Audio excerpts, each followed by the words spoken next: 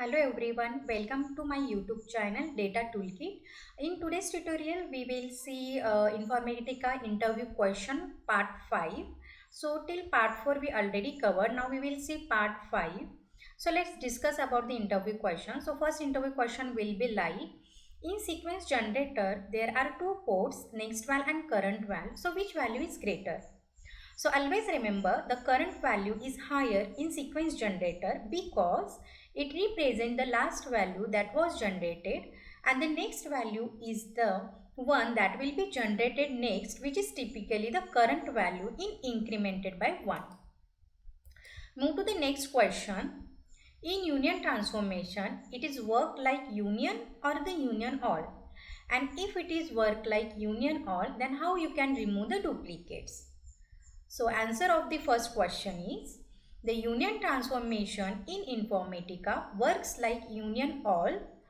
It combines data from multiple input groups without removing duplicates.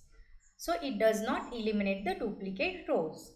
But if you want to remove the duplicate rows, then you can use the sorter transformation after union and select the distinct property. We can eliminate the duplicates. So move to the next question. So in the question number 3, how can I populate first record to the first target, second record to the second target, third record to the third target and the fourth record to the first target through the Informatica. So this is the most common interview question, guys. So you can give the answer like, we can do this using the sequence generator by setting the end value 3 and enable cycle option. Then we can take the three groups in the router transformation.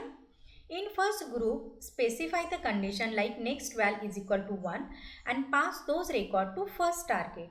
Similarly, we will do for second group and third group. Since we have enabled cycle option, after reaching n value, the sequence generator will start from 1 for the fourth record. So sequence next value is 1, so it will go to the first target because end value we have given 3. The next question is difference between stop and abort. So in both the stop and abort is stop reading the data, continuous writing and committing the data to the targets. For example, let's talk about the stop. If we say stop, if a mapping task is loading 1000 records and you issue the stop after 500 records, it will process up to 1000 record before stopping. Okay, means it will complete more 500 records in stop.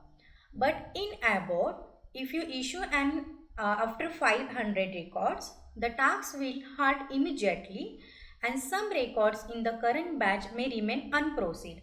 Sometimes we can also lose the data in the abort, and within a 16 second, if data is not loaded into the target, it will kill the DTM process. So I hope this difference is clear, stop and abort. Move to the next question.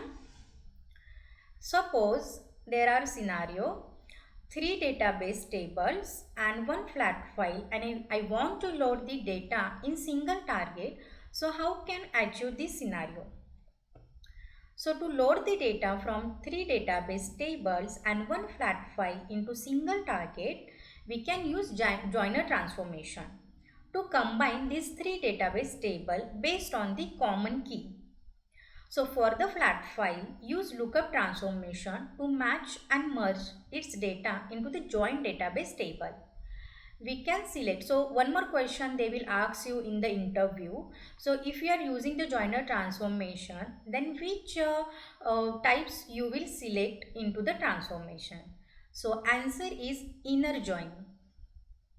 If you want to include only matching rows from the database table, or full outer join also you can select for all the rows from both the tables even if there are no match. So next question is, suppose in Informatica I have developed one code and there is a SQL query and same query in session level. Now if you are doing the code review and now I want to see query is modified at session level or not. And if it is modified, then how you can do that? Means how can you check the query is modified or not? So you can simply say we can check or we can compare the source query in the source qualifier with the session level SQL query. In source qualifier or in the session property, you can go to the SQL override section to view the SQL query at the session level. If the SQL override is used at the session level, compare it with the query in the source qualifier to identify any modifications. So you can give this simple answer. Move to the next question. I have flat file and I don't know the records in my flat files, means how many records are present in my flat file, but I want to divide on equal halves. How you will implement? Means I want, suppose for example there are 10 records in my flat file, then I want 5 records. So you can simply say you can use the aggregator transformation to calculate the total record count by using the count function. Then you can pass the total count to the expression transformation to calculate the midpoint. So you can use the total count divided by 2. By using the SQL query also you can achieve this scenario. Then assign row numbers using sequence generator or the expression. Use the router transformation to split the records. So you can create two groups. Row num is less than or equal to midpoint and row num is greater than midpoint. Move to the next question. There is one workflow in production. It is running from last 3 years. It is taking 1 hour daily, but suddenly it started taking 5 hours. What will be your analysis? So in this scenario guys, you can give the short and simple answer like this. In this scenario, I would first check if there is an increase in data volume or any changes in source data. Then I would analyze workflow logs to identify which task is taking longer. I would also check database performance for slow query or indexing issues. Finally, I would review recent changes in mapping or system configuration and address the root cause accordingly. So this is most important. You need to check or you need to review the recent changes in the mapping. So in this way you can give the short and simple answer. So interviewer also will be impressed from your answer. Then next question is, suppose in my source there are 3 records. Okay, like this. This is my source. In first row there is a 1 record. In second there is a 1 and 2, and in third there are 1, 2 and 3. And I want the target like 1, 1 means this 1, then this 2, then again this 1, 2 and 3. So you can use the source transformation, you can read the input data, then expression transformation you can use, and you can use the substring in your expression. Then you can use the normalized transformation to convert the column into the rows, and target transformation to load the transfer data into the target.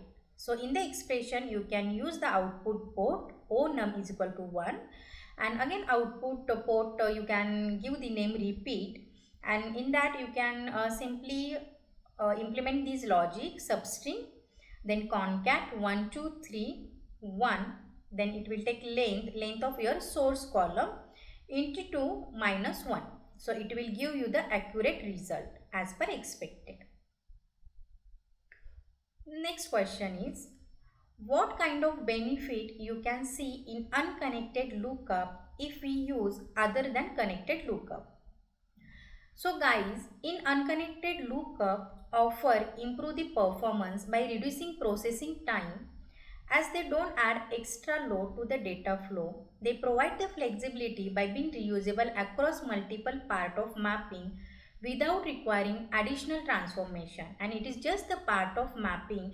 It is not connected to any another data or any another transformation or the data flow. So that's why it is the this is the benefit to use the unconnected lookup. Next question is difference between primary key and surrogate key.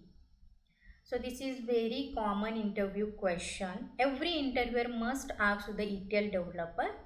So answer is primary key is unique identifier for each record in table and cannot contain null values.